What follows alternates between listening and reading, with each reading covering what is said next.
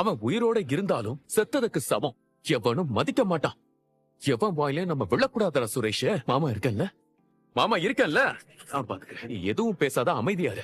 குறிச்ச நேரத்துல கல்யாணம் நடக்கும். நான் நடத்துவேன். எல்லாரும் பணத்தை கொடுத்துட்டானுங்களா? கொடுத்துட்டாங்கண்ணே. ஆனா ராமூர்த்தி மட்டும் என்ன கொடுக்கல. ராமூர்த்தியா? ஆமாண்ணே. இன்னையோட நீங்க அவர் கொடுத்த தவணை முடியுதுண்ணே. ஆனா அவர் பணம் கொடுக்கல. போன் பண்ணாலும் எடுக்கலண்ணே. மொத்தமா தரலன்னா வீட்டை எடுத்துக்கலாம்னு சொன்னீங்கண்ணே. தவணை முடிஞ்சிருச்சுண்ணே. இப்ப என்ன செய்யட்டும் சொல்லுங்க? வீட்டை காலி பண்ண சொல்லட்டுமா?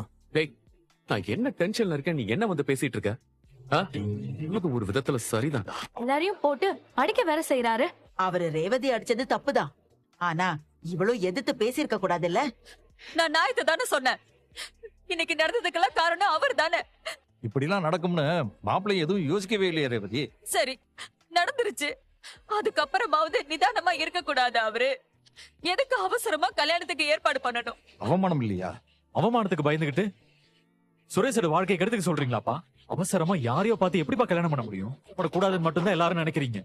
அவசரமா யாரையோ பார்த்து எப்படிப்பா கல்யாணம் பண்ண முடியும்? நாளைக்கு நம்ம அவமானப்படக்கூடாதுன்னு மட்டும்தான் எல்லாரும் நினைக்கிறீங்க. சுரேஷோட வாழ்க்கையை கெடுக்கிறோன்னு யாருக்காவது புரியுதா? அதெல்லாம் அவன் வாழ்க்கைக்கு எதுவும் ஆகாது. நல்லாதான் இருப்பான். அம்மா, கல்யாணங்கிறது சாதாரண விஷயமாமா. அதுல எடுத்தவங்க ஒருத்தவங்க முடிவு பண்ணக்கூடாதுன்னு உங்க யாருக்குமே புரியலமா. கல்யாணம் நல்லபடியா நடக்கணும்னு நினைச்சோம், நடக்கல. யாரும் யாரையும் தப்பா சொல்ல வேண்டாம். இப்ப யாரையோ புடிச்சு கட்டி வச்சு அவன் வாழ்க்கை சந்தோஷமா இல்லன்னா என்ன செய்வீங்க? ஏன் அப்படி நினைக்கணும்? எப்படி மலரு பூசாம சுரேஷ் வாழ்க்கை நல்லா இருக்காதுன்னு சொல்ற? ஐயோ, நான் அப்படி சொல்லவே இல்லையே. மலர், ஐயோ, நான் அப்படி சொல்லல. சொல்றல, வந்து உட்காரு. மாப்பிள்ளன்னு தலையில தூக்கி வச்சு ஆடுற இவங்களுக்கு எல்லாம் எதுவும் புரியாது. நாம சுரேஷோட குடும்பம்.